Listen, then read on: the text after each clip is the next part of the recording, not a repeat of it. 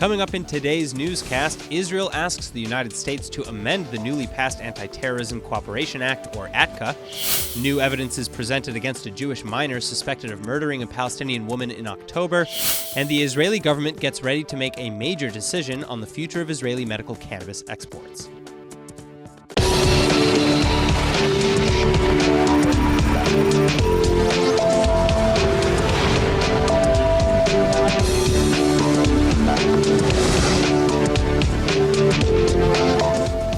It seems the United States' good intentions may end up backfiring when it comes to the Anti-terrorism Cooperation Act, or ATCA, as Israeli officials are now trying to convince Washington to amend the recently passed law. Under the guidelines of ATCA, an American court would have jurisdiction to rule in terror-related cases against foreign parties and governments, provided they accept United States aid funding. Due to this, the Palestinian Authority has already informed the United States that it intends to reject any American money starting February 1st.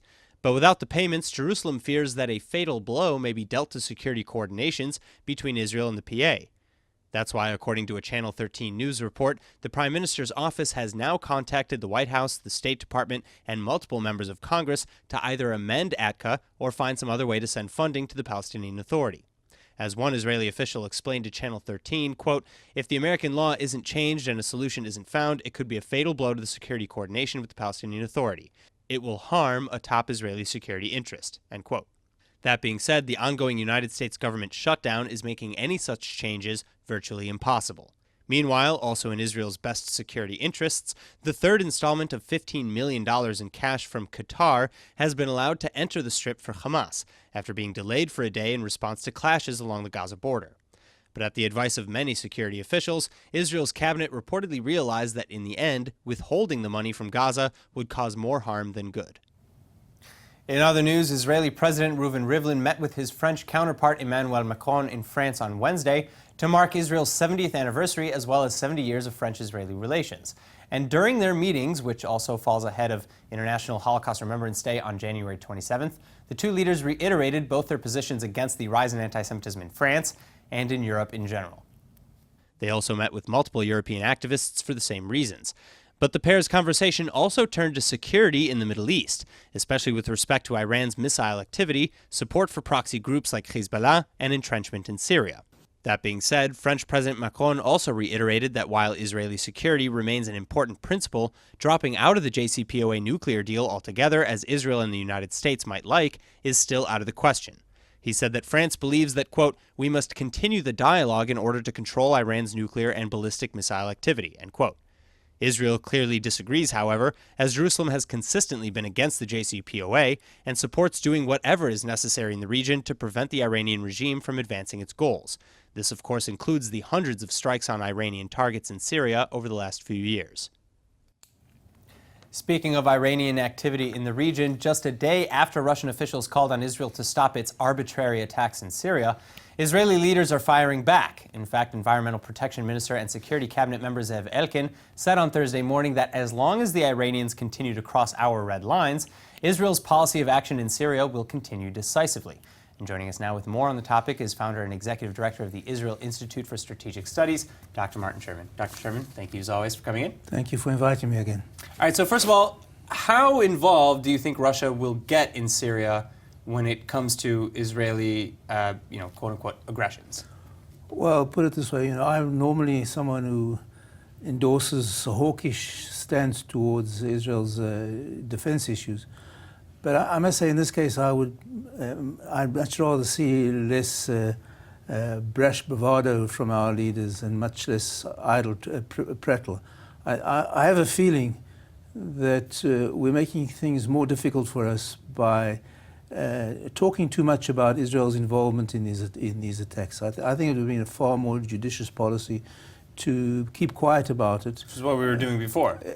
Yeah, I mean, there's not much doubt about who's doing it. I don't think anyone really thinks that the Canadian Air Force is involved. I think for everyone who needs to know knows who's doing it. But I think bringing it up in such a high-profile, public way is a mistake. Look, the last thing we really want to do is to get into some kind of conflict with the Russians. I mean, in many ways, the Russians have been remarkably amenable to Israel's activities there. Do you think that they're doing enough, though, to prevent Iranian encroachment on the Israeli border? Because that was kind of the biggest, I want to say, disagreement between Israeli officials and the Russian ones, saying that, Israel says, Russia, you can do more, and Russia says we're doing as much as we can. Well, obviously they're not doing enough. Or whether that's all they can do or they're prepared to do is another question. I mean, the Russians are interested in Russian interests. I probably think that Putin has a certain amount of pro-Israeli sentiments, but I don't think that will interfere with the way he sees and the way he pursues Russian interests. Coming over to the studio, I was listening to a broadcast from the former head of the Israeli Air Force, who says, already our freedom of action in the north of Syria has been somewhat constricted. In the south, up until recently, we've had more or less freedom of action. I think we should do as little as possible, at least in the public sphere, to do anything to harm that freedom of action. And I don't see the Russians making too much effort to have friction with the Iranians. But on the other hand, I think we have to be firm, but considerate of their interests. All right, Dr. Sherman, as always, thank you so much for coming in. Thank you. A Jewish miner has just been indicted for the killing of a Palestinian woman in the West Bank last October.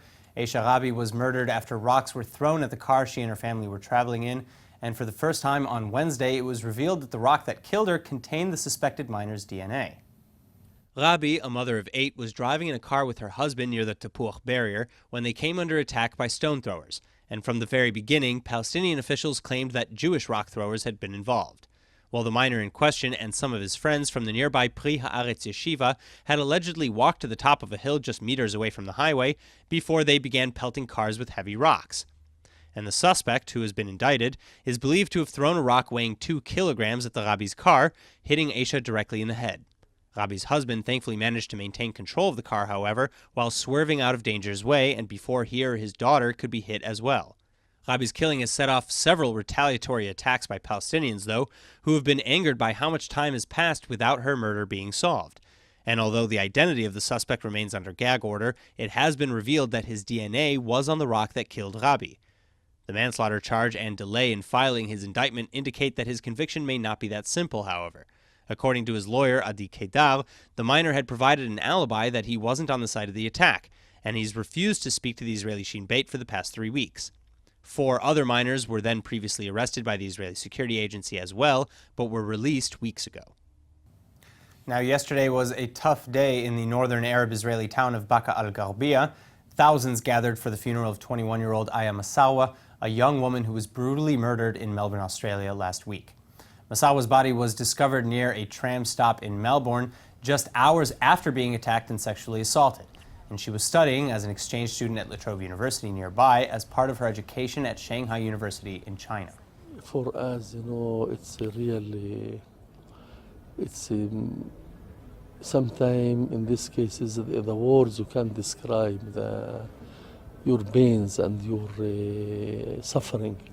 It's a very tragedy for all the family, because we never thought or think about this thing would happen to Aya. So for us it's very difficult and very hard, our heart is broken. Aya's murder has sent a shockwave through Israel, Australia, and the world alike, though, raising questions about the safety of women on public streets. And in the meantime, Aya's family and friends have also been rallying in several processions. At yesterday's funeral, many youths could be seen carrying black banners that read, "It's time to say stop killing women, and women have the right to live in peace." And the Australian ambassador to Israel, Chris Cannon, attended the funeral as well. I appreciate all support, all help, everyone. He have support us. I appreciate him from Australian people. And say best regards to the all Australian people. Have many things Australian people can teach another people, another country, the humanity and the solidarity with the people when you have problem. Finally, 20-year-old suspect Cody Herman has been charged with Aya Masawa's rape and murder. and he'll remain in custody until his next hearing on June 7th. Now, ahead of elections and under the threat of indictments, Israeli Prime Minister Benjamin Netanyahu has gone on the offensive now. In an attack on two of Israel's largest TV news broadcasters, Channel 12 and Channel 13, he called them propaganda channels and accused them of trying to brainwash the public into ousting him as the prime minister and replacing him with a left-wing government. In a video posted to his Twitter account, Netanyahu sarcastically says that he has a spoiler alert, saying that tonight, the two news channels will, quote, brainwash you with continuous fake and distorted leaks, end quote, relating to the criminal investigations against him. Netanyahu also warned that leaks from investigations are a criminal offense that carry a maximum sentence of 3 years in prison, but that as far as the news stations were concerned, quote, all means are justified in order for them to force a left-wing regime against the will of the people. It won't work for them if you don't let them, end quote. Finally, the prime minister then concluded the video by saying that the answer lies, quote, only in the voting booth. But this video is just the latest in a string of attacks against the Israeli media, as well as against the state prosecutor and Attorney General Avichai Mandelblit. This past week, the Prime Minister's party, Likud, also took responsibility for a mysterious billboard campaign that targeted a number of Israel's leading journalists who have reported on the criminal investigations against Netanyahu. The billboard displayed prominent journalists from television stations and newspapers, and with the caption, quote, they will not decide, in reference to the upcoming elections. In South America, the violence in Venezuela has now escalated, and at least 16 people have died and hundreds more are injured amidst clashes between protesters and the country's security forces this week. And now the president of the National Assembly and opposition leader, Juan Guaido, has just come out on top as the self-proclaimed replacement for President Nicolas Maduro. He was even already sworn in as president in front of a big crowd. Juro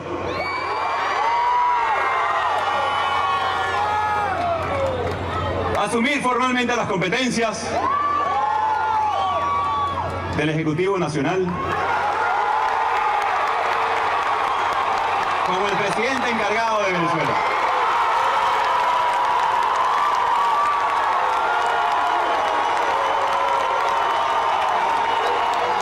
Para lograr el cese de la usurpación, un gobierno de transición y tener elecciones libres.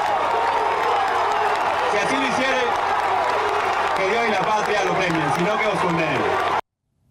All right, now ILTV's Joy Gavijon is here with more. Now, Joy, what a moment.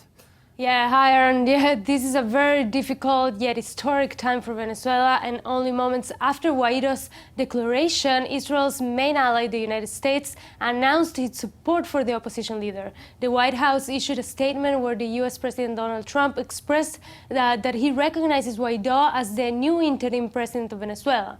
And in the statement, he also assured that he's going to use the United States' economic and diplomatic power to push in order to restore democracy in the South American country.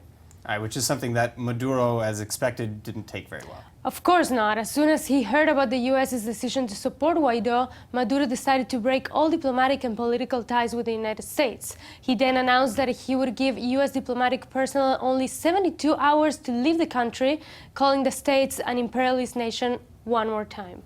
All right, but that's not all, because I understand that Canada, France, Spain, and multiple other Latin American nations also expressed their support for Guaido, from what I can tell in these reports. Right, yes, and many other world leaders recognized Guaido as the new Venezuelan president as well, among them Colombia, Argentina, Chile, and Israel's new best friend, Brazil. The new president of Brazil, Jair Bolsonaro, even wrote on Twitter that his country recognizes Guaido as the new president in charge of Venezuela, and that Brazil will support the transition so that, quote, democracy and peace return to Venezuela. However, some countries like Bolivia and Cuba have maintained their decision to support the government of Nicolas Maduro. Same with the Palestinian Authority. Exactly, yes. As expected, the PA issued a statement voicing their support for Maduro and condemning the other countries' intervention by recognizing Guaido as the president as something that the PA called a coup d'etat. All right, well, calling it a coup d'etat it's not completely without merit. Yeah. But the crisis in Venezuela is nothing new either. So, It's what not. triggered this situation? Well, the crisis escalated mainly on January 10th when Maduro assumed the office as president of Venezuela for the second term, something that the opposition in the country and a big part of the international community criticized, saying that the electoral process was fraudulent. So many people attended these protests against Maduro led by Guaido, protests that, by the way, took place in many countries around the world, including a small crowd that gathered to manifest in Jerusalem. Has Israel expressed its position on this then? No, so far no one from Netanyahu's office has said anything, but we need to remember that Israel and Venezuela have had no diplomatic ties whatsoever since 2009. Okay, well, I guess we'll have to wait to hear from the Israeli government on this subject. guess. I'm sure they'll say something soon. And we'll be watching very closely to see what happens in Venezuela in the coming days. Joy Gavijon, thank you so much. Thank you, Aaron. Moving on, Jewish Agency Chairman Isaac Herzog also went to Europe this week to address the European Parliament in Brussels during their annual International Holocaust Remembrance Day event, and this just a few days ahead of International Holocaust Memorial Day on the 27th. But while speaking to the crowd of European parliamentarians, Herzog shared some very harsh truths.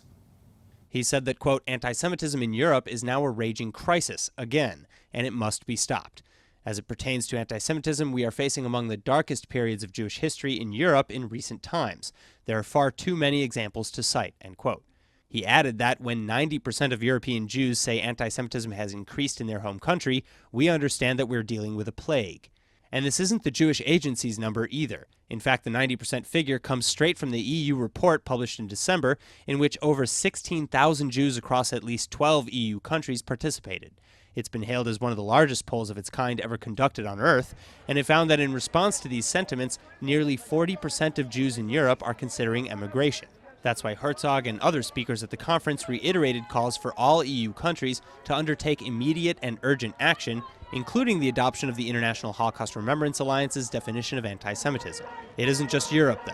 A newly released poll conducted by the Azrieli Foundation and the Claims Conference also found that a majority of Canadian adults are misinformed or ignorant about the Holocaust. It also reported that nearly a quarter of Canadian millennials had not even heard of the Holocaust, and over half couldn't name a single concentration camp.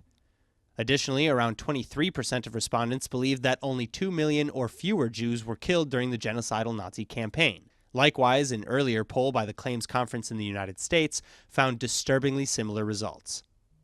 On a similar note, Irish lawmakers are trying to push forward a bill that would make it a crime to import or sell Israeli products originating in the West Bank.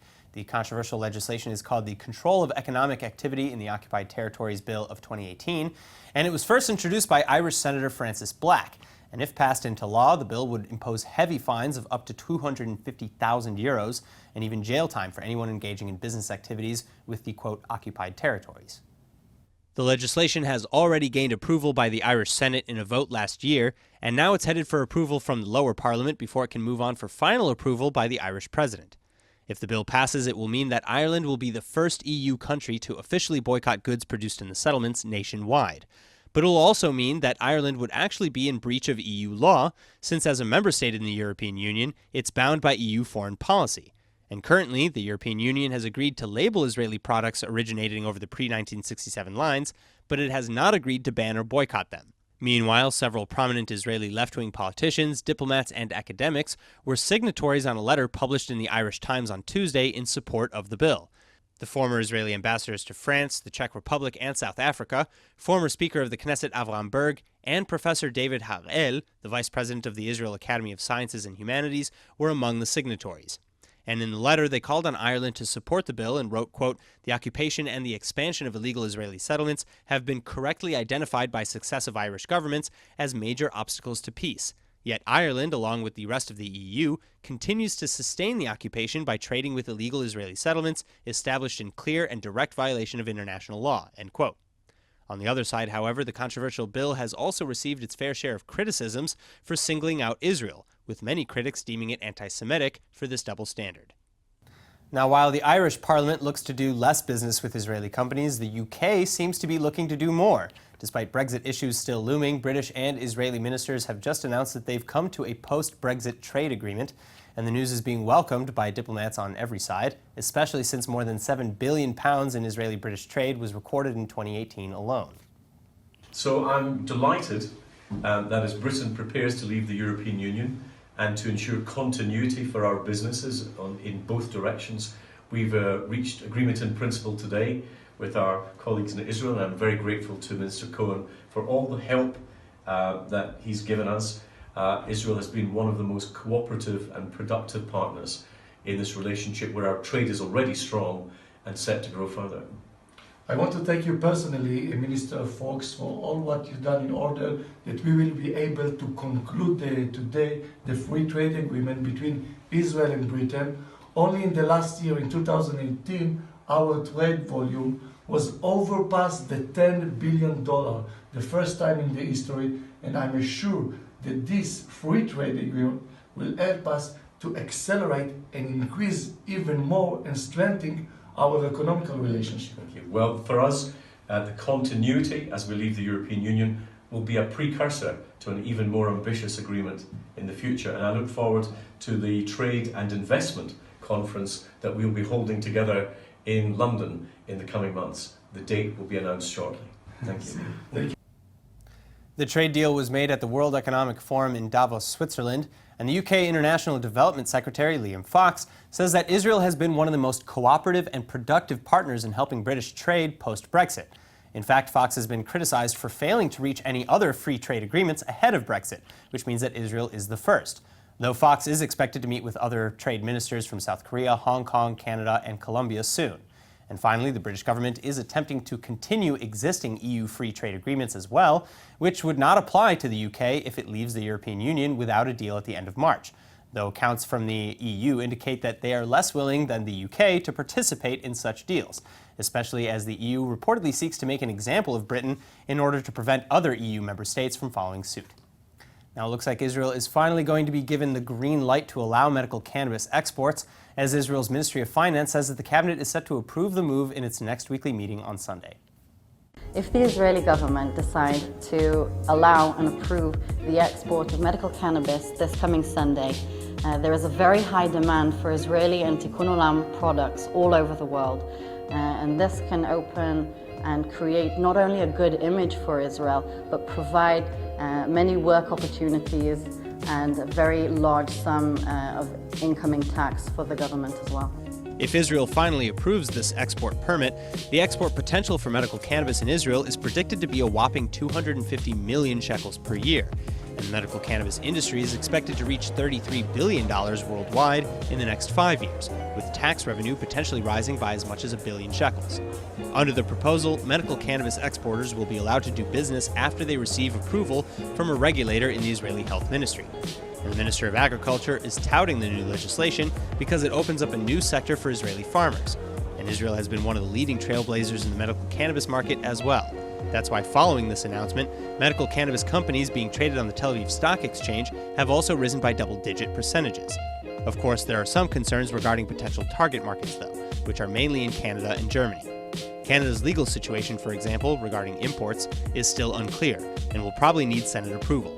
But one thing is certain. Israeli regulation on cannabis products is strict, and the Agriculture Ministry says exports will only be of the highest quality medical standards.